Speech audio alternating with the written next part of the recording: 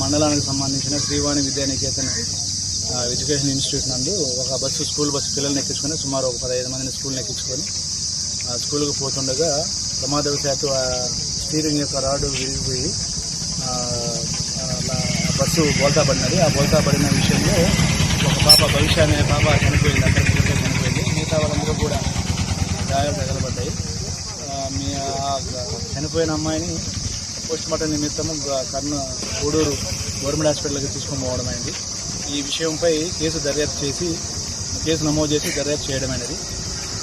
తర్వాత ఉన్న విషయాలు తెలియబడతాయి.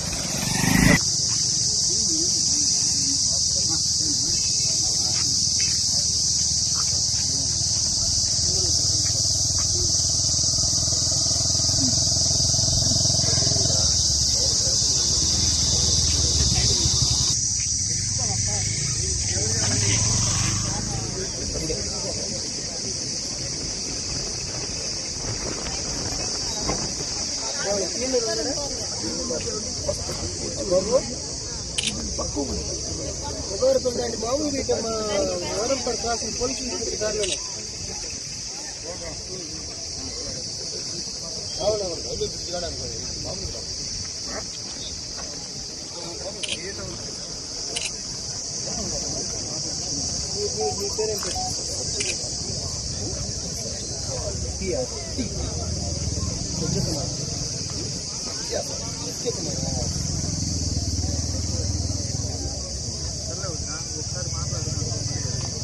శ్రీవాణి ఎన్ని సంవత్సరాలు పడుతున్నది?